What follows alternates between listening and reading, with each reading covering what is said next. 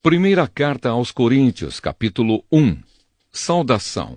Eu, Paulo, que fui chamado pela vontade de Deus para ser apóstolo de Cristo Jesus, escrevo junto com o irmão Sóstenes esta carta à igreja de Deus que está na cidade de Corinto. Escrevo a todos os que, pela sua união com Cristo Jesus, foram chamados para pertencerem ao povo de Deus.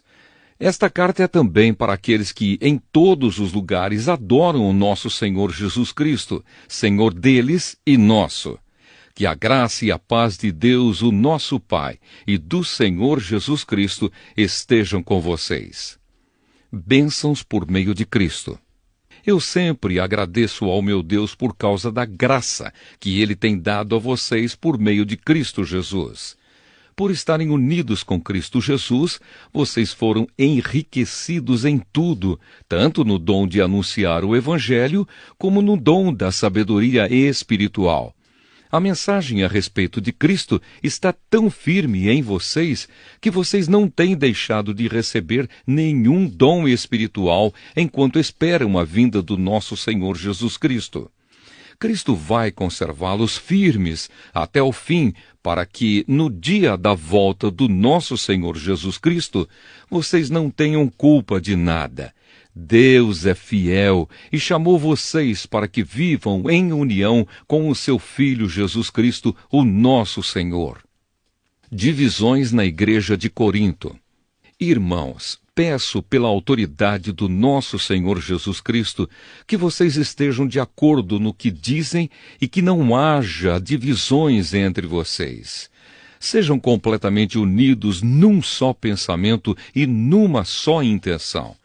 Pois, meus irmãos, algumas pessoas da família de Cloé me contaram que há brigas entre vocês. O que eu quero dizer é isto.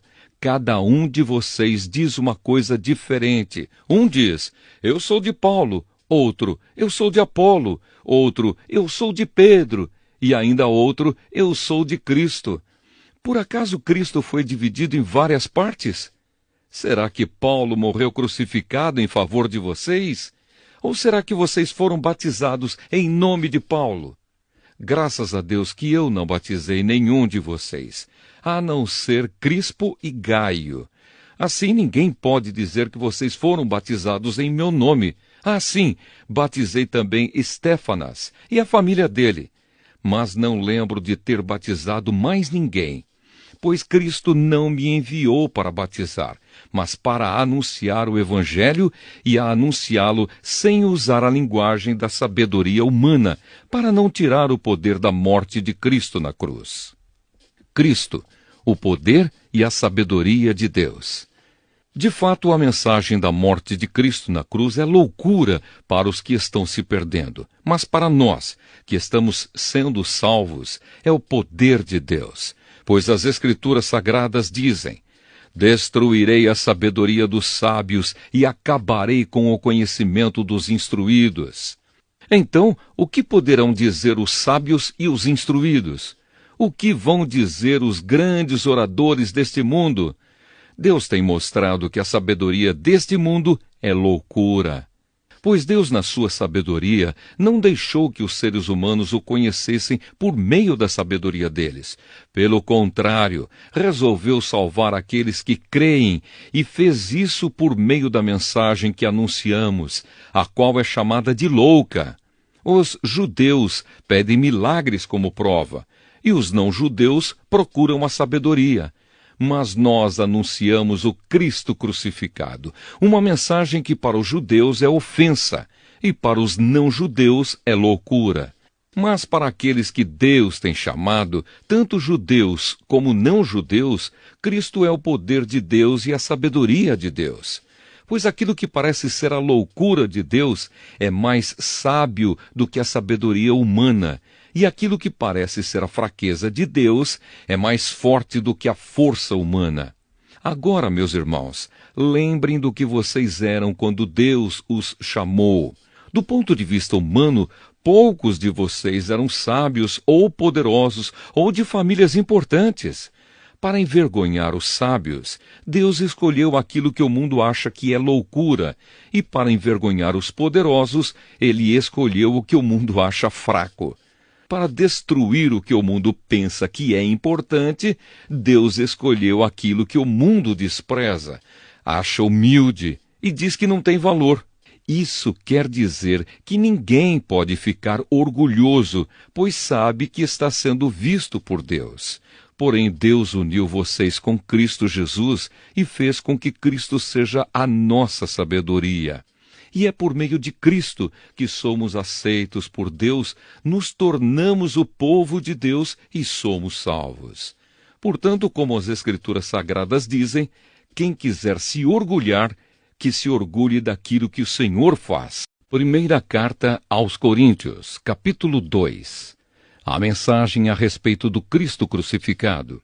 Meus irmãos, quando fui anunciar a vocês a verdade secreta de Deus, não usei muitas palavras nem grande sabedoria, porque quando estive com vocês, resolvi esquecer tudo, a não ser Jesus Cristo e principalmente a sua morte na cruz. Quando visitei vocês, eu estava fraco e tremia de medo.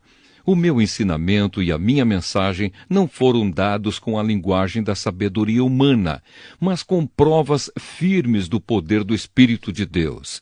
Portanto, a fé que vocês têm não se baseia na sabedoria humana, mas no poder de Deus. A sabedoria de Deus. Porém, para os que são espiritualmente maduros, anunciamos uma mensagem de sabedoria, mas não é de uma sabedoria deste mundo, nem a dos poderes que o governam e que estão perdendo o seu poder. A sabedoria que anunciamos é a sabedoria secreta de Deus, escondida dos seres humanos. A sabedoria que o próprio Deus, antes mesmo da criação do mundo, já havia escolhido para a nossa glória. Nenhum dos poderes que agora governam o mundo conheceu essa sabedoria, pois se a tivessem conhecido, não teriam crucificado o glorioso Senhor. Porém, como dizem as Escrituras Sagradas, o que ninguém nunca viu nem ouviu, e o que jamais alguém pensou que podia acontecer, foi isso que Deus preparou para aqueles que o amam. Mas foi a nós que Deus, por meio do Espírito, revelou o seu segredo. O Espírito Santo examina tudo, até mesmo os planos mais profundos e escondidos de Deus. Quanto ao ser humano, somente o Espírito que está nele é que conhece tudo a respeito dele. E quanto a Deus, somente o seu próprio Espírito conhece tudo a respeito dele. Não foi o Espírito deste mundo que nós recebemos, mas o Espírito mandado por Deus, para que possamos entender tudo o que Deus nos tem dado. Portanto, quando falamos, nós usamos palavras ensinadas pelo Espírito de Deus e não palavras ensinadas pela sabedoria humana. Assim explicamos as verdades espirituais aos que são espirituais. Mas quem não tem o Espírito de Deus não pode receber os dons que vêm do Espírito e, de fato, nem mesmo pode entendê-los. Essas verdades são loucura para essa pessoa, porque o sentido delas só pode ser entendido de modo espiritual. A pessoa que tem o Espírito Santo pode julgar o valor de todas as coisas, porém ela mesma não pode ser julgada por ninguém. Como dizem as Escrituras Sagradas, quem pode conhecer a mente do Senhor? Quem é capaz de lhe dar conselhos? Mas nós pensamos como Cristo pensa. Primeira carta aos Coríntios, capítulo 3. Servidores de Deus. Na verdade, irmãos, eu não pude falar com vocês como costumo fazer com as pessoas que têm o Espírito de Deus. Tive de falar com vocês como se vocês fossem pessoas do mundo, como se fossem crianças na fé cristã. Tive de alimentá-los com leite e não com comida forte, pois vocês não estavam prontos para isso. E ainda não estão prontos, porque vivem como se fossem pessoas deste mundo. Quando existem ciumeiras e brigas entre vocês, será que isso não prova que vocês são pessoas deste mundo e fazem o que todos fazem? Quando alguém diz, eu sou de Paulo, e outro, eu sou de Apolo, Será que assim não estão agindo como pessoas deste mundo? Afinal de contas, quem é Apolo e quem é Paulo? Somos somente servidores de Deus, e foi por meio de nós que vocês creram no Senhor. Cada um de nós faz o trabalho que o Senhor lhe deu para fazer. Eu plantei, e Apolo regou a planta, mas foi Deus quem a fez crescer. De modo que não importa nem o que planta, nem o que rega, mas sim Deus que dá o crescimento, pois não existe diferença entre a pessoa que planta e a pessoa que rega. Deus dará a recompensa de acordo com o trabalho que cada um tiver feito. Porque nós somos companheiros de trabalho no serviço de Deus, e vocês são o terreno no qual Deus faz o seu trabalho. Vocês são também o edifício de Deus. Usando o dom que Deus me deu, eu faço o trabalho de um construtor competente. Põe o alicerce e outro constrói em cima dele. Porém, cada um deve construir com cuidado, porque Deus já pôs Jesus Cristo como o único alicerce, e nenhum outro alicerce pode ser colocado. Alguns usam ouro, ou prata, ou pedras preciosas para construírem em cima do alicerce, e ainda outros usam madeira, ou capim, ou palha. O dia de Cristo vai mostrar claramente a qualidade do trabalho de cada um, pois o fogo daquele dia mostrará o trabalho de cada pessoa. O fogo vai mostrar e provar a verdadeira qualidade do trabalho. Se aquilo que alguém construir em cima do alicerce resistir ao fogo, então o construtor receberá a recompensa. Mas se o trabalho de alguém for destruído pelo fogo, então esse construtor perderá a recompensa. Porém, ele mesmo será salvo, como se tivesse passado pelo fogo para se salvar. Certamente vocês sabem que são o templo de Deus e que o Espírito de Deus vive em vocês. Assim, se alguém destruir o templo de Deus, Deus destruirá essa pessoa, pois o templo de Deus é santo e vocês são o seu templo. Que ninguém engane a si mesmo. Se algum de vocês pensa que é sábio conforme a sabedoria humana, então precisa se tornar louco para ser de fato sábio. Pois aquilo que este mundo acha que é sabedoria, Deus acha que é loucura. Como dizem as Escrituras Sagradas, Deus pega os sábios nas suas espertezas. E também, o Senhor sabe que os pensamentos dos sábios não valem nada. Ninguém deve se orgulhar daquilo que as pessoas podem fazer, pois tudo é de vocês, isto é, Paulo, Apolo, Pedro, este mundo, a vida e a morte, o presente e o futuro. Tudo isso pertence a vocês, e vocês pertencem a Cristo, e Cristo pertence a Deus. Primeira carta aos Coríntios, capítulo 4. Apóstolos de Cristo. Vocês nos devem tratar como servidores de Cristo que foram encarregados de administrar a realização dos planos secretos de Deus. O que se exige de quem tem essa responsabilidade é que seja fiel ao seu Senhor, mas para mim não tem a menor importância ser julgado por vocês ou por um tribunal humano. Eu não julgo nem a mim mesmo. A minha consciência está limpa, mas isso não prova que sou de fato inocente. Quem me julga é o Senhor. Portanto, não julguem ninguém antes da hora. Esperem o julgamento final, quando o Senhor vier. Ele trará para a luz os segredos escondidos no escuro e mostrará as intenções que estão no coração das pessoas. Então cada um receberá de Deus os elogios que merece. Meus irmãos, é para instruir vocês que eu tenho aplicado essas lições a mim mesmo e a Apolo. Usei nós dois como um exemplo, para que vocês aprendam o que quer dizer o ditado: obedeça ao que está escrito. Ninguém deve se orgulhar de uma pessoa e desprezar outra. Quem é que fez você superior aos outros? Por acaso não foi Deus quem lhe deu tudo o que você tem? Então por que é que você fica todo orgulhoso, como se o que você tem não fosse dado por Deus? Pelo que parece, Vocês já têm tudo o que precisam, já são ricos. Vocês já se tornaram reis e nós não. Que bom se vocês fossem reis de verdade, para que nós pudéssemos reinar junto com vocês. Porque me parece que Deus pôs a nós, os apóstolos, no último lugar.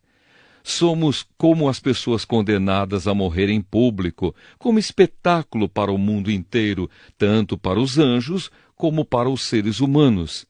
Por causa de Cristo, nós somos loucos, mas vocês são sábios por estarem unidos com Ele. Nós somos fracos e vocês são fortes. Vocês são respeitados e nós somos desprezados. Até agora, temos passado fome e sede. Temos nos vestido com trapos, temos recebido bofetadas e não temos lugar certo para morar. Temos nos cansado de trabalhar para nos sustentar.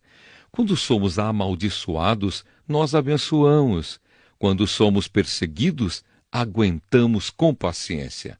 Quando somos insultados, respondemos com palavras delicadas.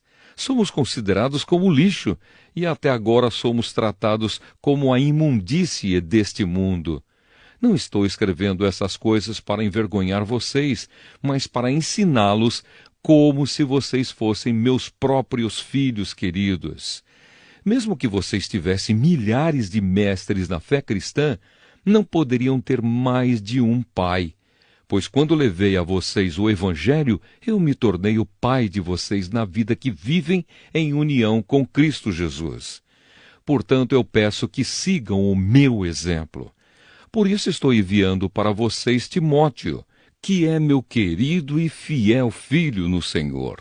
Ele vai ajudá-los a lembrarem dos caminhos que sigo na nova vida que tenho em união com Cristo Jesus. Caminhos esses que ensino em todas as igrejas. Alguns de vocês ficaram orgulhosos, certos de que eu não iria visitá-los. Porém, se o Senhor quiser, eu vou visitá-los logo. Então vou saber o que esses orgulhosos são capazes de fazer e não somente o que eles são capazes de dizer. Pois o reino de Deus não é coisa de palavras, mas de poder. O que é que vocês preferem? Que eu vá até vocês com um chicote ou com o coração cheio de amor e bondade? Primeira carta aos Coríntios, capítulo 5. Imoralidade na igreja de Corinto. Agora estão dizendo que há entre vocês uma imoralidade sexual tão grande que nem mesmo os pagãos seriam capazes de praticar. Fiquei sabendo que certo homem está tendo relações com a própria madrasta. Como é que vocês podem estar tão orgulhosos? Pelo contrário, vocês deviam ficar muito tristes e expulsar do meio de vocês quem está fazendo uma coisa dessas. Quanto a mim, ainda que não esteja presente aí pessoalmente, estou com vocês em espírito. E agindo como se eu estivesse aí, já julguei, pela autoridade do nosso Senhor Jesus, o homem que está fazendo essa coisa horrível. Quando vocês se reunirem, estarei com vocês em espírito. Então, pelo poder do nosso Senhor Jesus, que estará presente conosco, entreguem esse homem a Satanás, para que o seu corpo seja destruído, mas o seu espírito seja salvo no dia do Senhor. Não está certo que vocês estejam orgulhosos. Vocês conhecem aquele ditado: um pouco de fermento fermenta toda a massa. Joguem fora o velho fermento do pecado para ficarem completamente puros. Aí vocês serão como massa nova e sem fermento, como vocês de fato já são. Porque a nossa festa da Páscoa está pronta. Agora que Cristo, o nosso Cordeiro da Páscoa, já foi oferecido em sacrifício, então vamos comemorar a nossa Páscoa, não com o pão que leva a fermento, o fermento velho do pecado e da imoralidade, mas com o pão sem fermento, o pão da pureza e da verdade. Na outra carta que escrevi a vocês, eu recomendei que vocês não tivessem nada a ver com gente imoral. Eu não quis dizer que neste mundo vocês devem ficar separados dos pagãos que são imorais, avarentos, ladrões ou que adoram ídolos, pois para evitar essas pessoas, vocês teriam de sair deste mundo.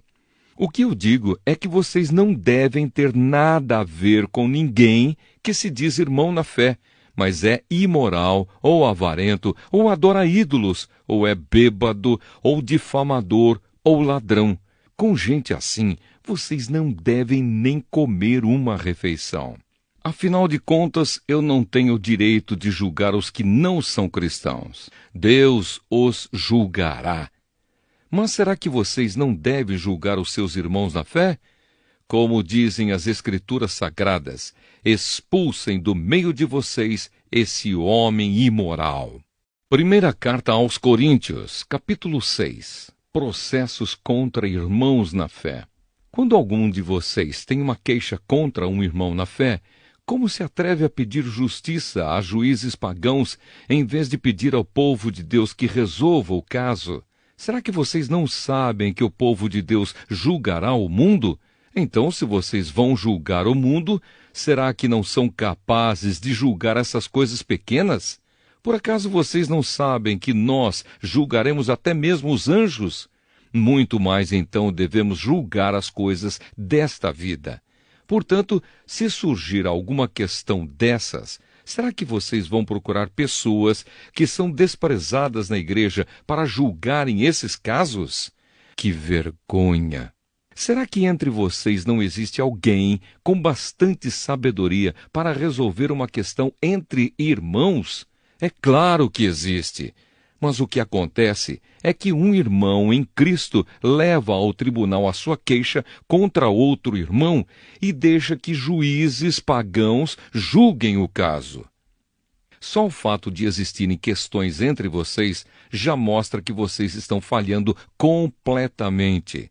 Não seria melhor aguentar a injustiça? Não seria melhor ficar com o prejuízo? Pelo contrário, vocês cometem injustiça e roubam, e fazem isso tudo contra os seus próprios irmãos. Vocês sabem que os maus não terão parte no reino de Deus. Não se enganem, pois os imorais, os que adoram ídolos, os adúlteros, os homossexuais, os ladrões, os avarentos, os bêbados, os caluniadores e os assaltantes não terão parte no reino de Deus. Alguns de vocês eram assim, mas foram lavados do pecado, separados para pertencer a Deus e aceitos por Ele por meio do Senhor Jesus Cristo e pelo Espírito do nosso Deus. O uso do corpo para a glória de Deus. Alguém vai dizer, eu posso fazer tudo o que quero? Pode sim, mas nem tudo é bom para você. Eu poderia dizer, posso fazer qualquer coisa, mas não vou deixar que nada me escravize. Outro vai dizer, o alimento existe para o estômago, e o estômago existe para o alimento. Sim, mas Deus acabará com os dois. O nosso corpo não existe para praticar a imoralidade, mas para servir o Senhor, e o Senhor cuida do nosso corpo.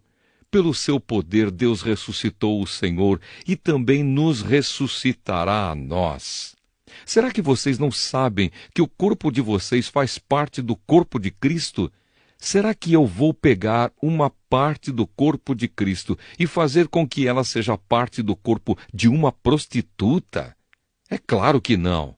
Ou será que vocês não sabem que o homem que se une com uma prostituta se torna uma só pessoa com ela?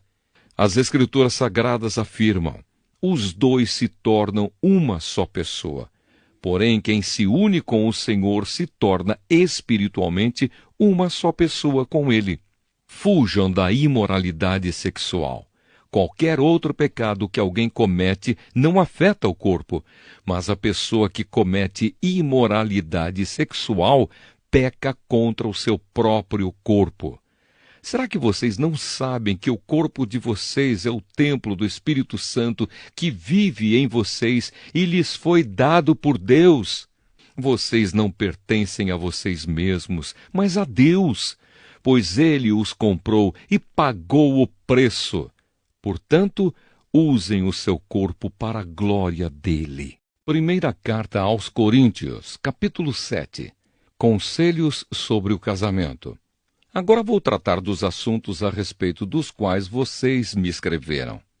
Vocês dizem que o homem faz bem em não casar, mas eu digo, já que existe tanta imoralidade sexual, cada homem deve ter a sua própria esposa e cada mulher o seu próprio marido. O homem deve cumprir o seu dever como marido e a mulher também deve cumprir o seu dever como esposa.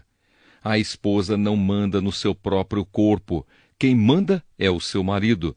Assim também o marido não manda no seu próprio corpo, quem manda é a sua esposa. Que os dois não se neguem um ao outro, a não ser que concordem em não ter relações por algum tempo, a fim de se dedicar à oração. Mas depois devem voltar a ter relações, a fim de não caírem nas tentações de Satanás por não poderem se dominar. Não digo isso como uma ordem, mas como uma sugestão. Realmente, eu gostaria que todos fossem como eu. Porém, cada um tem o dom que Deus lhe deu. Um tem este dom e o outro aquele. Aos solteiros e às viúvas, eu digo que seria melhor para eles ficarem sem casar, como eu. Mas se vocês não podem dominar o desejo sexual, então casem, pois é melhor casar do que ficar queimando de desejo. Para os que já estão casados, tem um mandamento, que não é meu, mas do Senhor, que a mulher não se separe do seu marido, porém, se ela se separar, que não case de novo, ou então que faça as pazes com o marido, e que o homem não se divorcie da sua esposa. Aos outros digo eu mesmo, e não o Senhor, se um homem cristão é casado com uma mulher que não é cristã, e ela concorda em continuar vivendo com ele, que ele não se divorcie dela. E se uma mulher cristã é casada com um homem que não é cristão, e ele concorda em continuar vivendo com ela, que ela não se divorcie dele. Pois Deus aceita o homem que não é cristão, por ele estar unido com a sua esposa cristã. E aceita a mulher que não é cristã, por ela estar unida com o seu marido cristão. Se não fosse assim, os filhos deles não pertenceriam a Deus. Mas, sendo assim, eles pertencem. Porém, se o marido não cristão ou a esposa não cristã quiser o divórcio, então que se divorcie. Nesses casos, o marido cristão ou a esposa cristã está livre para fazer como quiser, pois Deus chamou vocês para viverem em paz. Esposa cristã, como é que você pode ter a certeza de que não vai salvar o seu marido? E você, marido cristão, como é que você pode ter a certeza de que não vai salvar a sua esposa? Uma vida de obediência a Deus. Cada um deve continuar vivendo de acordo com o dom que o Senhor lhe deu e na condição em que se encontrava quando Deus o chamou. É essa a regra que eu ensino em todas as igrejas. Se um homem judeu que é circuncidado aceita o chamado de Deus, ele não deve tirar as marcas da circuncisão. E se um homem não judeu que não é circuncidado aceita o chamado de Deus, ele não deve circuncidar-se. Não faz diferença estar circuncidado ou não. O que importa é obedecer aos mandamentos de Deus. Cada um deve continuar como era quando aceitou o chamado de Deus. Você era escravo quando Deus o chamou? Não se preocupe com isso. Mas se você pode se tornar livre, então aproveite a oportunidade. Pois o escravo que foi chamado pelo Senhor é agora um homem livre que pertence ao Senhor. Assim também o homem livre que foi chamado por Cristo é escravo de Cristo. Deus comprou vocês por um preço, portanto, não se tornem escravos de seres humanos. Irmãos, cada um deve continuar na presença de Deus, assim como era quando Deus o chamou. Conselhos para pessoas solteiras e para viúvas. Para os solteiros, eu não tenho nenhum mandamento do Senhor. Porém, dou a minha opinião como uma pessoa que, pela misericórdia do Senhor, merece confiança.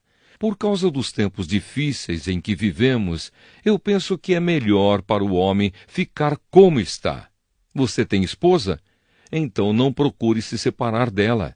Você é solteiro? Então não procure esposa. Porém, se você casar, não estará cometendo pecado. E se uma moça solteira casar, também não estará cometendo pecado. Mas eu gostaria de poupar vocês dos problemas de cada dia que terão na vida de casados. Irmãos, o que eu quero dizer é isto.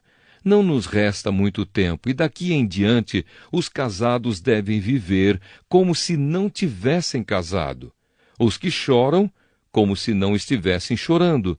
Os que estão rindo, como se não estivessem rindo. Os que compram, como se não fosse deles aquilo que compraram. Os que tratam das coisas deste mundo, como se não estivessem ocupados com elas. Pois este mundo, como está agora, não vai durar muito. Eu quero livrá-los de preocupações. O solteiro se interessa pelas coisas do Senhor porque quer agradá-lo. Mas o homem casado se interessa pelas coisas deste mundo porque quer agradar a sua esposa e por isso é puxado para duas direções diferentes. Quanto às mulheres, tanto as viúvas quanto as solteiras, elas estão interessadas nas coisas do Senhor porque querem se dedicar de corpo e alma a Ele. Mas a mulher casada se interessa pelas coisas deste mundo porque quer agradar o marido. Eu estou dizendo isso porque quero ajudá-los. Não estou querendo obrigar ninguém a nada. Pelo contrário, quero que façam o que é direito e certo e que se entreguem ao serviço do Senhor com toda a dedicação. Aos que ficaram noivos, mas resolveram não casar mais, eu digo o seguinte: se o rapaz sente que assim não está agindo certo com a sua noiva e acha que a sua paixão por ela ainda é muito forte e que devem casar, então que casem. Não existe pecado nisso. Mas se, pelo contrário, o rapaz não se sente na obrigação de casar, se está mesmo resolvido a ficar solteiro e se é capaz de dominar a sua vontade e já resolveu o que deve fazer, então faz bem em não casar com a moça. Assim quem casa faz bem, mas quem não casa faz melhor ainda. A mulher não está livre enquanto seu marido estiver vivo. Caso o marido morra, ela fica livre para casar com quem quiser, contanto que case com um cristão. Porém, ela será mais feliz se ficar como está. Essa é a minha opinião, e eu acho que também tem o Espírito de Deus. Primeira carta aos Coríntios, capítulo 8. Os alimentos oferecidos aos ídolos. Agora vou tratar do problema dos alimentos oferecidos aos ídolos. Na verdade, como se diz, todos nós temos conhecimento. Porém, esse tipo de conhecimento enche a pessoa de orgulho, mas o amor nos faz progredir na fé. A pessoa que pensa que sabe alguma coisa ainda não tem a sabedoria que precisa, mas quem ama a Deus é conhecido por Ele. Quanto a comer alimentos que tenham sido oferecidos aos ídolos, nós sabemos que um ídolo representa alguma coisa que realmente não existe. E sabemos que existe somente um Deus, pois existem os que são chamados de deuses, tanto no céu como na terra, como também existem muitos deuses e muitos senhores. Porém, para nós existe somente um Deus, o Pai e Criador de todas as coisas para quem nós vivemos. E existe somente um Senhor, que é Jesus Cristo, por meio de quem todas as coisas foram criadas e por meio de quem nós existimos. Mas nem todos conhecem essa verdade. Existem pessoas tão acostumadas com os ídolos que até agora comem desses alimentos pensando que eles pertencem aos ídolos. A consciência dessas pessoas é fraca e por isso elas se sentem impuras quando comem desses alimentos. Não é esta ou aquela comida que vai fazer com que Deus nos aceite. Nós não perderemos nada se não comermos e não ganharemos nada se comermos desse alimento. Mas tenham cuidado para que essa liberdade de vocês não faça com que os fracos na fé caiam em pecado. Porque se uma pessoa que tenha consciência fraca neste assunto vir você, que tem conhecimento, comendo alimentos no templo de um ídolo, será que essa pessoa não vai querer também comer alimentos oferecidos aos ídolos? Assim, este cristão fraco, este seu irmão, por quem Cristo morreu, vai se perder por causa do conhecimento que você tem. Desse modo, pecando contra o seu irmão e ferindo a consciência dele, você estará pecando contra Cristo. Portanto, se o alimento faz com que o meu irmão peque, nunca mais vou comer carne, a fim de que eu não seja a causa do pecado dele. Primeira carta aos Coríntios, capítulo 9. Direitos e deveres de um apóstolo. Será que eu não sou um homem livre? Por acaso não sou um apóstolo?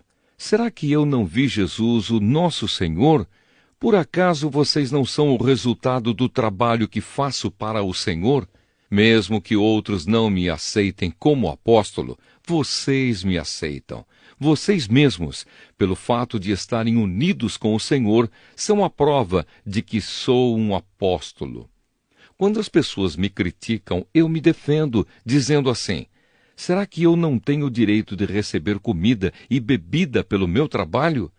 Será que nas minhas viagens eu não tenho o direito de levar comigo uma esposa cristã, como fazem os outros apóstolos, os irmãos do Senhor Jesus e também Pedro? Ou será que Barnabé e eu somos os únicos que temos de trabalhar para nos sustentar? Quem já ouviu falar de algum soldado que pagou as suas próprias despesas no exército? Ou qual é o fazendeiro que não come das uvas da sua própria plantação? Ou qual é o pastor que não toma do leite do seu gado? Não pensem que eu não me apoio somente nesses exemplos da vida diária, pois a lei diz a mesma coisa.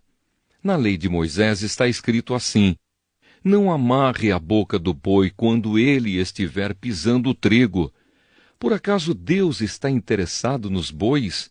Ou foi a nosso respeito que ele disse isso? É claro que isso está escrito em nosso favor. Tanto a pessoa que planta como a que colhe fazem o seu trabalho na esperança de receber a sua parte da colheita. Se temos semeado entre vocês a semente espiritual, será demais se recebermos de vocês alguma recompensa material? Se outros têm o direito de esperar isso de vocês, será que nós não temos muito mais direito do que eles? No entanto, nós não temos usado esse direito. Pelo contrário, temos aguentado tudo para não atrapalhar o Evangelho de Cristo. Certamente vocês sabem que os que trabalham no templo é do templo que recebem os seus alimentos. E sabem também que os que oferecem sacrifícios no altar recebem uma parte da carne dos animais que são sacrificados ali. Assim o Senhor mandou também que aqueles que anunciam o Evangelho vivam do trabalho de anunciar o Evangelho. Mas eu não tenho usado nenhum desses direitos, nem estou escrevendo isso agora para exigir esses direitos para mim mesmo. Eu preferia morrer a fazer isso. E ninguém vai me tirar o orgulho que eu tenho de agir assim. Eu não tenho o direito de ficar orgulhoso por anunciar o Evangelho. Afinal de contas, fazer isso é minha obrigação. Ai de mim se não anunciar o Evangelho. Por isso, se eu faço o meu trabalho por minha própria vontade, então posso esperar algum pagamento. Porém, se faço como um dever, é porque é um trabalho que Deus me deu para fazer. Nesse caso, qual é o pagamento que recebo? É a satisfação de anunciar o Evangelho sem cobrar nada e sem exigir os direitos que tenho como pregador do Evangelho. Sou um homem livre, não sou escravo de ninguém, mas eu me fiz escravo de todos, a fim de ganhar para Cristo o maior número possível de pessoas. Quando trabalho entre os judeus, vivo como judeu, a fim de ganhá-los para Cristo. Não estou debaixo da lei de Moisés, mas quando trabalho entre os judeus, vivo como se estivesse debaixo dessa lei para ganhar os judeus para Cristo. Assim também, quando estou entre os não-judeus, vivo fora da lei de Moisés, a fim de ganhar os não-judeus para Cristo. Isso não quer dizer que eu não obedeço à lei de Deus, pois estou, de fato, debaixo da lei de Cristo. Quando estou entre os fracos na fé, eu me torno fraco também, a fim de ganhá-los para Cristo. Assim eu me torno tudo para todos, a fim de poder, de qualquer maneira possível, salvar alguns. Faço tudo isso por causa do Evangelho, a fim de tomar parte nas suas bênçãos. Vocês sabem que numa corrida, embora todos os corredores tomem parte, somente um ganha o prêmio. Portanto, corram de tal maneira que ganhem o prêmio. Todo atleta que está treinando aguenta exercícios duros, porque quer receber uma coroa de folhas de louro, uma coroa que, aliás, não dura muito. Mas nós queremos receber uma coroa que dura para sempre. Por isso, corro direto para a linha final. Também sou como um lutador de boxe, que não perde nenhum golpe. Eu trato o meu corpo duramente e o obrigo a ser completamente controlado para que, depois de ter chamado outros para entrarem na luta, eu mesmo não venha a ser eliminado dela. Primeira carta aos Coríntios, capítulo 10. Conselhos contra a adoração de ídolos. Irmãos, eu quero que vocês lembrem do que aconteceu com os nossos antepassados que seguiram Moisés. Todos foram protegidos pela nuvem e passaram pelo Mar Vermelho. Como seguidores de Moisés, eles foram batizados na nuvem e no mar. Todos comeram da mesma comida espiritual e beberam da mesma bebida espiritual, pois bebiam daquela rocha espiritual que ia com eles, e a rocha era Cristo. Mas Deus não ficou contente com a maioria deles, e por isso eles morreram, e os seus corpos ficaram espalhados no deserto. Tudo isso aconteceu a fim de nos servir de exemplo para nós não querermos coisas más como eles quiseram, nem adorarmos ídolos como alguns deles adoraram. Como dizem as Escrituras Sagradas, o povo sentou-se para comer e beber e se levantou para se divertir. Não devemos cometer imoralidade sexual como alguns deles fizeram. E porque eles fizeram isso, 23.000 deles caíram mortos num dia só. Não devemos pôr à prova a paciência de Cristo, como alguns deles fizeram, e por isso foram mortos pelas cobras. Vocês não devem se queixar, como fizeram alguns deles, e por isso foram destruídos pelo anjo da morte. Tudo isso aconteceu com os nossos antepassados, a fim de servir de exemplo para os outros, e aquelas coisas foram escritas a fim de servirem de aviso para nós, pois estamos vivendo no fim dos tempos. Portanto, aquele que pensa que está de pé, é melhor ter cuidado para não cair. As tentações que vocês têm de enfrentar são as mesmas que os outros enfrentam. Mas Deus cumpre a sua promessa e não deixará que vocês sofram tentações que vocês não têm forças para suportar. Quando uma tentação vier, Deus dará forças a vocês para suportá-la, e assim vocês poderão sair dela. Por isso, meus queridos amigos, fujam da adoração de ídolos. Eu falo com vocês como com pessoas que têm capacidade para entender o que estou afirmando. Julguem vocês mesmos o que eu estou dizendo. Pensem no cálice pelo qual damos graças a Deus na ceia do Senhor.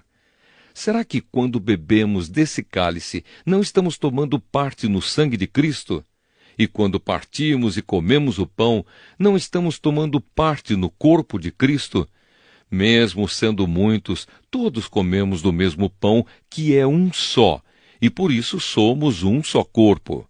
Pensem no povo de Israel. Aqueles que comem as coisas oferecidas em sacrifícios tomam parte juntos no sacrifício que é oferecido a Deus no altar. O que é que eu quero dizer com isso? Que o ídolo ou o alimento que é oferecido a ele tem algum valor? É claro que não. O que estou dizendo é que aquilo que é sacrificado nos altares pagãos é oferecido aos demônios e não a Deus. E eu não quero que vocês tomem parte nas coisas dos demônios. Vocês não podem beber do cálice do Senhor e também do cálice dos demônios. Vocês não podem comer na mesa do Senhor e também na mesa dos demônios. Ou será que queremos provocar o Senhor, fazendo com que ele fique com ciúmes? Por acaso vocês pensam que somos mais fortes do que ele? Respeito pela opinião dos outros. Alguns dizem assim: podemos fazer tudo o que queremos. Sim, mas nem tudo é bom. Podemos fazer tudo o que queremos, mas nem tudo é útil. Ninguém deve buscar os seus próprios interesses, e sim os interesses dos outros. Vocês podem comer de tudo que se vende no açougue, sem terem nenhuma dúvida de consciência. Pois, como dizem as Escrituras Sagradas, a terra e tudo o que nela existe pertencem ao Senhor. Se alguém que não é cristão convidá-los para comer e vocês resolverem ir, comam o que for posto na frente de vocês e não façam perguntas por motivo de consciência. Mas se alguém disser a vocês: esta comida foi oferecida aos ídolos, neste caso não comam, por causa daquele que disse isso e também por motivo de consciência. Não estou falando da sua própria consciência, mas da consciência do outro. Mas alguém pode perguntar: por que é que a minha liberdade deve ser diminuída pela consciência dos outros? Se eu agradeço a Deus o alimento que como, por que é que sou criticado se já o agradeci a Deus? Portanto, quando vocês comem, ou bebem, ou fazem qualquer outra coisa, façam tudo para a glória de Deus. Vivam de tal maneira que não prejudiquem os judeus, nem os não-judeus, nem a igreja de Deus. Façam como eu. Procuro agradar a todos em tudo o que faço, não pensando no meu próprio bem, mas no bem de todos, a fim de que eles possam ser salvos. Primeira carta aos Coríntios, capítulo 11. Sigam o meu exemplo como eu sigo o exemplo de Cristo. As mulheres na igreja. Eu os elogio porque vocês sempre lembram de mim e seguem as instruções que eu passei para vocês. Mas quero que entendam que Cristo tem autoridade sobre todo marido, que o marido tem autoridade sobre a esposa e que Deus tem autoridade sobre Cristo. Se um homem cobre a cabeça quando ora ou anuncia a mensagem de Deus nas reuniões de adoração, ele está ofendendo a honra de Cristo. E se uma mulher não cobre a cabeça quando ora ou anuncia a mensagem de Deus nas reuniões de adoração, ela está ofendendo a honra do seu marido. Nesse caso, não há nenhuma diferença entre ela e a mulher que tem a cabeça rapada. Se a mulher não cobre a cabeça, então é melhor que ela corte o cabelo de uma vez. Já que é vergonhoso para a mulher rapar a cabeça ou cortar o cabelo, então ela deve cobrir a cabeça. O homem não precisa cobrir a cabeça, pois ele reflete a imagem e a glória de Deus. Mas a mulher reflete a glória do homem, pois o homem não foi feito da mulher, mas a mulher foi feita do homem. O homem não foi criado por causa da mulher, mas sim a mulher por causa do homem. Portanto, por causa dos anjos, a mulher deve pôr um véu na cabeça para mostrar que está debaixo da autoridade do marido. No entanto, por estarmos unidos com o Senhor, nem a mulher é independente do homem, nem o homem é independente da mulher. Porque assim como a mulher foi feita do homem, assim também o homem nasce da mulher. E tudo vem de Deus. Julguem vocês mesmos. Será que é certo que, num culto de adoração, a mulher ore a Deus sem estar com a cabeça coberta? Pois a própria natureza ensina que o cabelo comprido é uma desonra para o homem, mas para a mulher o cabelo comprido é motivo de orgulho. O cabelo foi dado a ela para lhe servir de véu. Mas se alguém quer discutir sobre esse assunto, o que eu posso dizer é que nem nós, nem as igrejas de Deus, temos outro costume nas reuniões de adoração. A ceia do Senhor. Nas instruções que agora vou dar a vocês, eu não posso elogiá-los, pois as suas reuniões de adoração fazem mais mal do que bem. Para começar, me contaram que nessas reuniões há grupos de pessoas que estão brigando, e eu creio que, em parte, isso é verdade. Não há dúvida de que é preciso haver divisões entre vocês para que fique claro quem são os que estão certos. Quando vocês se reúnem, não é a ceia do Senhor que vocês comem, pois na hora de comer, cada um trata de tomar a sua própria refeição. E assim, enquanto uns ficam com fome, outros chegam até a ficar bêbados. Por acaso vocês não têm as suas próprias casas onde podem comer e beber? Ou será que preferem desprezar a igreja de Deus e envergonhar os que são pobres? O que é que vocês esperam que eu lhes diga? Querem que os elogie? É claro que não vou elogiá-los. Porque eu recebi do Senhor este ensinamento que passei para vocês, que o Senhor Jesus, na noite em que foi traído, pegou o pão e deu graças a Deus. Depois partiu o pão e disse: Isto é o meu corpo, que é entregue em favor de vocês. Façam isto em memória de mim. Assim também, depois do jantar, ele pegou o cálice e disse: Este cálice é a nova aliança feita por Deus com o seu povo, aliança que é garantida pelo meu sangue. Cada vez que vocês beberem deste cálice, façam isso em memória de mim. De maneira que cada vez que vocês comem deste pão e bebem deste cálice, estão anunciando a morte do Senhor até que ele venha. Por isso, aquele que comer do pão do Senhor ou beber do seu cálice, de modo que ofenda a honra do Senhor, estará pecando contra o corpo e o sangue do Senhor. Portanto, que cada um examine a sua consciência, e então coma do pão e beba do cálice. Pois a pessoa que comer do pão ou beber do cálice sem reconhecer que se trata do corpo do Senhor, estará sendo julgada ao comer e beber para o seu próprio castigo. É por isso que muitos de vocês estão doentes e fracos, e alguns já morreram. Se examinássemos primeiro a nossa consciência, nós não seríamos julgados pelo Senhor, mas somos julgados e castigados pelo Senhor para não sermos condenados junto com o mundo. Portanto, meus irmãos, quando vocês se reunirem para a ceia do Senhor, esperem uns pelos outros. E se alguém estiver com fome, que coma em casa, para que Deus não castigue vocês por causa dessas reuniões. Os outros assuntos eu resolverei quando chegar aí. Primeira carta aos Coríntios, capítulo 12. Os dons do Espírito Santo. Meus irmãos, quero que vocês saibam a verdade a respeito dos dons que o Espírito Santo dá. Vocês sabem que quando ainda eram pagãos, vocês eram desviados de várias maneiras para a adoração dos ídolos, os quais não têm vida. Por isso precisam compreender que ninguém que diz que Jesus seja maldito pode estar falando pelo poder do Espírito de Deus, e que ninguém pode dizer Jesus é Senhor a não ser que seja guiado pelo Espírito Santo. Existem tipos diferentes de dons espirituais, mas é um só e o mesmo Espírito quem dá esses dons. Existem maneiras diferentes de servir, mas o Senhor que servimos é o mesmo. Há diferentes habilidades para realizar o trabalho, mas é o mesmo Deus quem dá a cada um a habilidade para fazê-lo. Para o bem de todos, Deus dá a cada um alguma prova da presença do Espírito Santo. Para uma pessoa, o Espírito dá a mensagem de sabedoria, e para a outra, o mesmo Espírito dá a mensagem de conhecimento.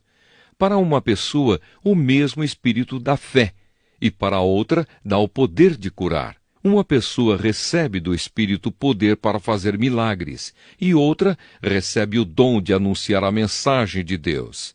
Ainda outra pessoa recebe a capacidade para saber a diferença entre os dons que vêm do Espírito e os que não vêm dele. Para uma pessoa, o Espírito dá a capacidade de falar em línguas estranhas, e para a outra, ele dá a capacidade de interpretar o que essas línguas querem dizer. Porém, É um só e o mesmo Espírito quem faz tudo isso. Ele dá um dom diferente para cada pessoa, conforme Ele quer. Um corpo e muitas partes. Cristo é como um corpo, o qual tem muitas partes, e todas as partes, mesmo sendo muitas, formam um só corpo. Assim também todos nós, judeus e não judeus, escravos e livres, fomos batizados pelo mesmo Espírito para formar um só corpo. E a todos nós foi dado de beber do mesmo Espírito. Pois o corpo não é feito de uma só parte, mas de muitas. Se o pé disser, já que não sou mão, não sou do corpo, nem por isso deixa de ser do corpo. Se o ouvido disser, já que não sou olho, não sou do corpo, nem por isso deixa de ser do corpo. Se o corpo todo fosse olho, como poderíamos ouvir? E se o corpo todo fosse ouvido, como poderíamos cheirar? Assim Deus colocou cada parte diferente do corpo, conforme Ele quis. Se o corpo todo fosse uma parte só, não existiria corpo. De fato, existem muitas partes, mas um só corpo. Portanto, o olho não pode dizer para a mão, eu não preciso de você. E a cabeça não pode dizer para os pés, não preciso de vocês. O fato é que as partes do corpo que parecem ser as mais fracas são as mais necessárias. E aquelas que achamos menos honrosas são as que tratamos com mais honra. E as partes que parecem ser feias recebem um cuidado especial que as outras mais bonitas não precisam. Foi assim que Deus fez o corpo, dando mais honra às partes menos honrosas. Desse modo não existe divisão no corpo, mas todas as suas partes têm o mesmo interesse umas pelas outras. Se uma parte do corpo sofre, todas as outras sofrem com ela. Se uma é elogiada, todas as outras se alegram com ela. Pois bem, vocês são o corpo de Cristo, e cada um é uma parte desse corpo. Na igreja, Deus pôs tudo no lugar certo. Em primeiro lugar, os apóstolos, em segundo, os profetas, e em terceiro, os mestres. Em seguida, pôs os que fazem milagres, depois, os que têm o dom de curar, ou de ajudar, ou de liderar, ou de falar em línguas estranhas. Nem todos são apóstolos ou profetas ou mestres. Nem todos têm o dom de fazer milagres, nem de curar doenças, nem de falar em línguas estranhas, nem de explicar o que essas línguas querem dizer. Por isso, se esforcem para ter os melhores dons. Porém, eu vou mostrar a vocês o caminho que é o melhor de todos. Primeira carta aos Coríntios, capítulo 13. Hino ao amor cristão. Eu poderia falar todas as línguas que são faladas na terra e até no céu, mas se não tivesse amor, as minhas palavras seriam como o som de um gongo ou como o barulho de um sino. Poderia ter o dom de anunciar mensagens de Deus, ter todo o conhecimento, entender todos os segredos e ter tanta fé que até poderia tirar as montanhas do seu lugar. Mas se não tivesse amor, eu não seria nada. Poderia dar tudo o que tenho e até mesmo entregar o meu corpo para ser queimado. Mas se eu não tivesse amor, isso não me adiantaria nada. Quem ama é paciente e bondoso. Quem ama não é ciumento, nem orgulhoso, nem vaidoso. Quem ama não é grosseiro, nem egoísta. Não fica irritado, nem guarda mágoas. Quem ama não fica alegre quando alguém faz uma coisa errada, mas se alegra quando alguém faz o que é certo. Quem ama nunca desiste, porém suporta tudo com fé, esperança e paciência. O amor é eterno.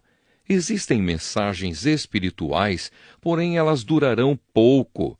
Existe o dom de falar em línguas estranhas, mas acabará logo. Existe o conhecimento, mas também terminará. Pois os nossos dons de conhecimento e as nossas mensagens espirituais são imperfeitos. Mas quando vier o que é perfeito, então o que é imperfeito desaparecerá. Quando eu era criança, falava como criança, sentia como criança e pensava como criança. Agora que sou adulto, parei de agir como criança.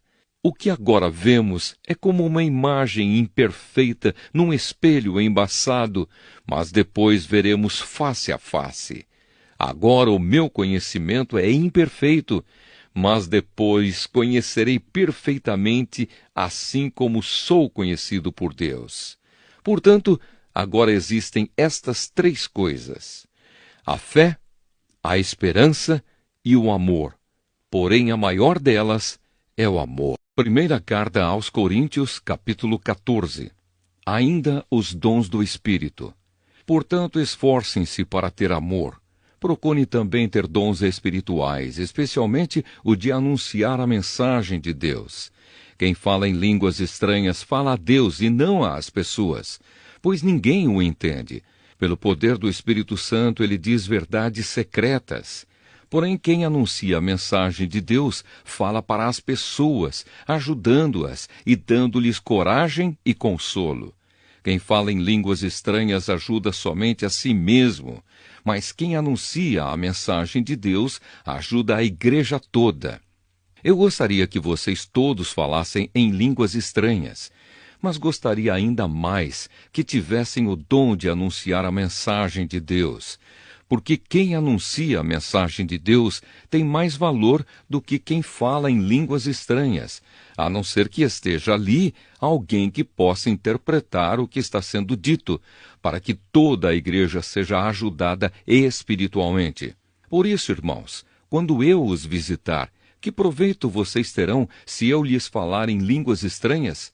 É claro que nenhum, a não ser que leve a vocês alguma revelação de Deus, ou algum conhecimento, ou alguma mensagem inspirada, ou algum ensinamento. Por exemplo, além da voz humana, existem os instrumentos musicais, como a flauta e a harpa.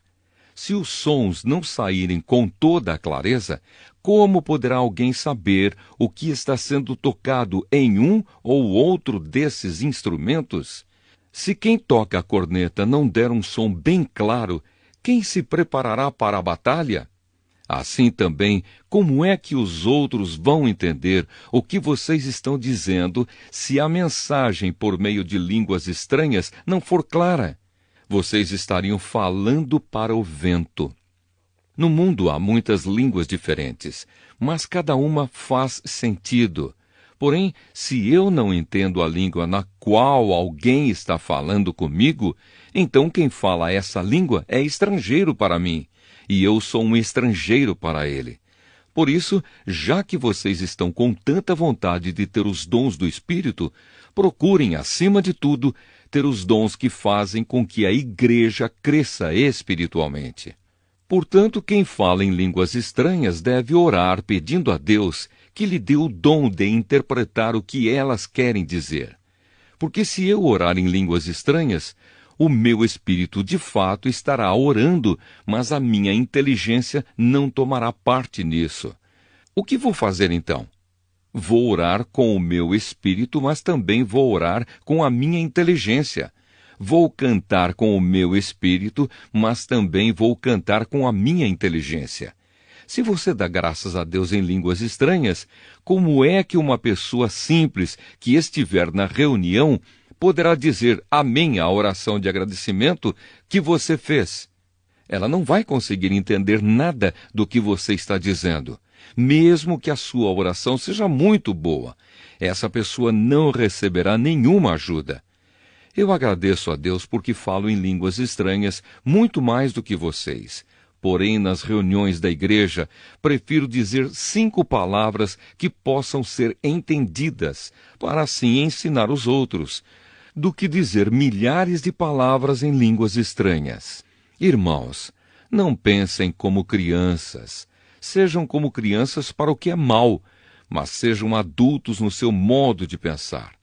Nas Escrituras Sagradas está escrito: por meio de pessoas que falam em línguas estranhas, eu falarei a este povo, diz o Senhor. falarei por meio de lábios estrangeiros, mas assim mesmo o meu povo não me dará atenção. Portanto, o dom de falar em línguas estranhas é um sinal de Deus para os descrentes e não para os cristãos. Mas o dom de anunciar a mensagem de Deus é um sinal para os cristãos e não para os descrentes. Imaginem que a igreja esteja reunida e todos comecem a falar em línguas estranhas. Se chegarem ali algumas pessoas simples ou descrentes, será que não vão dizer que vocês estão loucos? Mas se todos estiverem anunciando mensagens de Deus e entrar ali um descrente ou alguém que seja simples, ele vai ouvir o que vocês estão dizendo e se convencer do seu pecado. E ele será julgado pelo que ouvir. Os seus pensamentos secretos serão revelados e ele vai se ajoelhar e adorar a Deus, dizendo: Deus está mesmo no meio de vocês. A ordem na igreja. Portanto, meus irmãos, o que é que deve ser feito? Quando vocês se reúnem na igreja, um irmão tem um hino para cantar, outro alguma coisa para ensinar, outro uma revelação de Deus, outro uma mensagem em línguas estranhas, e ainda outro a interpretação dessa mensagem. Que tudo seja feito para o crescimento espiritual da igreja. Se algum de vocês falar em línguas estranhas, então que apenas 2 ou 3 falem, um depois do outro, e que alguém interprete o que está sendo dito. Mas se não houver ninguém que possa interpretar, então fiquem calados e falem somente consigo mesmos e com Deus. No caso de 2 ou 3 receberem a mensagem de Deus, estes devem falar, e os outros que pensem bem no que eles estão dizendo. Se uma outra pessoa que estiver ali sentada receber a mensagem de Deus, quem estiver falando deve se calar. Vocês todos podem anunciar a mensagem de Deus, um de cada vez, para que todos aprendam e fiquem animados. Quem fala deve controlar o dom de anunciar a mensagem de Deus, pois Deus não quer que nós vivamos em desordem, e sim em paz. Como em todas as igrejas do povo de Deus, as mulheres devem ficar caladas nas reuniões de adoração. Elas não têm permissão para falar. Como diz a lei, elas não devem ter cargos de direção. Se quiserem saber alguma coisa, que perguntem em casa ao marido. É vergonhoso que uma mulher fale nas reuniões da igreja. Por acaso a mensagem de Deus veio de vocês? Ou será que veio somente para vocês? Se alguém pensa que é mensageiro de Deus, ou que tem algum dom espiritual, deve saber que o que estou escrevendo é mandamento do Senhor. Mas se alguém não der atenção a isso, que ninguém dê atenção a essa pessoa. Assim, meus irmãos, procurem sempre anunciar a mensagem de Deus, mas não proíbam que se fale em línguas estranhas. Portanto, façam tudo com decência e ordem. Primeira carta aos Coríntios, capítulo 15. A ressurreição de Cristo. Agora, irmãos, quero que lembrem do evangelho que eu anunciei a vocês, o qual vocês aceitaram e no qual continuam firmes. A mensagem que anunciei a vocês é o evangelho, por meio do qual vocês são salvos, se continuarem firmes nele, a não ser que não tenha adiantado nada vocês crerem nele. Eu passei para vocês o ensinamento que recebi e que é da mais alta importância. Cristo morreu pelos nossos pecados, como está escrito nas Escrituras Sagradas. Ele foi sepultado e no terceiro dia foi ressuscitado, como está escrito nas Escrituras, e apareceu a Pedro e depois aos 12 apóstolos. Depois apareceu de uma só vez a mais de 500 seguidores, dos quais a maior parte ainda vive, mas alguns já morreram. Em seguida apareceu a Tiago e mais tarde a todos os apóstolos. Por último, depois de todos, ele apareceu também a mim, como para alguém nascido fora de tempo. De fato, eu sou o menos importante dos apóstolos, e até nem mereço ser chamado de apóstolo, pois persegui a igreja de Deus. mas pela graça de Deus sou o que sou.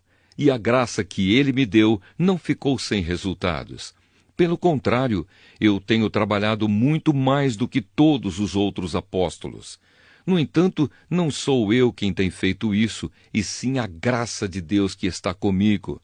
Assim, não importa se a mensagem foi entregue por mim ou se foi entregue por eles. O importante é que foi isso que todos nós anunciamos, e foi nisso que vocês creram. A nossa ressurreição. Se a nossa mensagem é que Cristo foi ressuscitado, como é que alguns de vocês dizem que os mortos não vão ressuscitar? Se não existe a ressurreição de mortos, então quer dizer que Cristo não foi ressuscitado. E se Cristo não foi ressuscitado, nós não temos nada para anunciar, e vocês não têm nada para crer. E mais ainda, nesse caso, estaríamos mentindo contra Deus, porque afirmamos que Ele ressuscitou Cristo. Mas se é verdade que os mortos não são ressuscitados, então Deus não ressuscitou Cristo. Porque se os mortos não são ressuscitados, Cristo também não foi ressuscitado. E se Cristo não foi ressuscitado, a fé que vocês têm é uma ilusão, e vocês continuam perdidos nos seus pecados. Se Cristo não ressuscitou, os que morreram crendo nele estão perdidos. Se a nossa esperança em Cristo só vale para esta vida, nós somos as pessoas mais infelizes deste mundo. Mas a verdade é que Cristo foi ressuscitado, e isso é a garantia de que os que estão mortos também serão ressuscitados. Porque assim como por meio de um homem veio a morte, assim também por meio de um homem veio a ressurreição. Assim como por estarem unidos com Adão, todos morrem, assim também, por estarem unidos com Cristo, todos ressuscitarão. Porém, cada um será ressuscitado na sua vez. Cristo, o primeiro de todos, depois os que são de Cristo quando ele vier, e então virá o fim. Cristo destruirá todos os governos espirituais, todas as autoridades e poderes, e entregará o reino a Deus o Pai. Pois Cristo tem de reinar até que Deus faça com que ele domine todos os inimigos. O último inimigo que será destruído é a morte. As Escrituras Sagradas dizem: Deus pôs todas as coisas debaixo do domínio dele. É claro que dentro das palavras todas as coisas não está o próprio Deus, que põe tudo debaixo do domínio de Cristo. Mas quando tudo for dominado por Cristo, então o próprio Cristo, que é o Filho, se colocará debaixo do domínio de Deus, que pôs todas as coisas debaixo do domínio dele. Então Deus reinará completamente sobre tudo. Pensem agora nas pessoas que são batizadas em favor dos mortos. O que é que elas esperam conseguir? Se os mortos não são ressuscitados, por que é que essas pessoas se batizam em favor deles? E quanto a nós, por que é que nos colocamos em perigo a toda hora? Irmãos, eu enfrento a morte todos os dias. Se afirmo isso, é pelo orgulho que tenho de vocês, pois estamos todos unidos com Cristo Jesus, o nosso Senhor. Aqui em Éfeso, eu lutei contra inimigos como se lutasse contra animais selvagens. E se fiz isso somente por interesses humanos, o que foi que eu consegui com isso? Se é verdade que os mortos não são ressuscitados, façamos o que diz o ditado: comamos e bebamos, porque amanhã morreremos. Não se enganem. As más companhias estragam os bons costumes. Comecem de novo a viver uma vida séria e direita e parem de pecar. Para fazer com que vocês fiquem envergonhados, eu digo o seguinte: alguns de vocês não conhecem a Deus. A ressurreição do corpo. Mas alguém perguntará: como é que os mortos são ressuscitados? Que tipo de corpo eles vão ter? Seu tolo! Quando você semeia uma semente na terra, ela só brota se morrer. E o que foi semeado é apenas uma semente. talvez um grão de trigo ou outra semente qualquer, e não o corpo já formado da planta que vai crescer. Deus dá a essa semente o corpo que Ele quer e dá a cada semente um corpo próprio. E a carne dos seres vivos não é toda do mesmo tipo. Os seres humanos têm um tipo de carne, os animais, outro, os pássaros, outro, e os peixes, ainda outro. Há também corpos do céu e corpos da terra. Existe um tipo de beleza que pertence aos corpos celestes, e há outro que pertence aos corpos terrestres. O sol tem o seu próprio brilho, a lua, outro brilho, e as estrelas têm um brilho diferente. E mesmo as estrelas têm diferentes tipos de brilho. Pois será assim quando os mortos ressuscitarem. Quando o corpo é sepultado, é um corpo mortal, mas quando for ressuscitado, será imortal. Quando ele é sepultado, é feio e fraco, mas quando for ressuscitado, será bonito e forte. Quando é sepultado, é um corpo material, mas quando for ressuscitado, será um corpo espiritual. É claro que, se existe um corpo material, então tem de haver também um corpo espiritual. Porque as Escrituras Sagradas dizem: Adão, o primeiro homem, foi criado como ser vivo. Mas o último Adão, Jesus Cristo, é o Espírito que dá vida. Não é o espiritual que vem primeiro, mas sim o material. Depois é que vem o espiritual. O primeiro homem foi feito do pó da terra. O segundo veio do céu. Os que pertencem à terra são como aquele que foi feito do pó da terra. Os que pertencem ao céu são como aquele que veio do céu. Assim como somos parecidos com o homem feito do pó da terra, assim também seremos parecidos com o homem do céu. Meus irmãos, o que eu quero dizer é isto: o que é feito de carne e de sangue não pode ter parte no reino de Deus, e o que é mortal não pode ter a imortalidade. Escutem bem este segredo: nem todos vamos morrer, mas todos nós vamos ser transformados, num instante, num abrir e fechar de olhos, quando tocar a última trombeta. Ela tocará, os mortos serão ressuscitados como seres imortais, e todos nós seremos transformados. Pois este corpo mortal precisa se vestir com o que é imortal. Este corpo que vai morrer precisa se vestir com o que não pode morrer. Assim, quando este corpo mortal se vestir com o que é imortal, quando este corpo que morre se vestir com o que não pode morrer, então acontecerá o que as Escrituras Sagradas dizem: a morte está destruída, a vitória é completa. Onde está, ó morte, a sua vitória? Onde está, ó morte, o seu poder de ferir? O que dá à morte o poder de ferir é o pecado, e o que dá ao pecado o poder de ferir é a lei. Mas agradeçamos a Deus que nos dá a vitória por meio do nosso Senhor Jesus Cristo. Portanto, queridos irmãos, continuem fortes e firmes, continuem ocupados no trabalho do Senhor, pois vocês sabem que todo o seu esforço nesse trabalho sempre traz proveito. Primeira carta aos Coríntios, capítulo 16. A oferta para os cristãos da Judéia. Agora vou tratar do dinheiro para ajudar o povo de Deus da Judéia.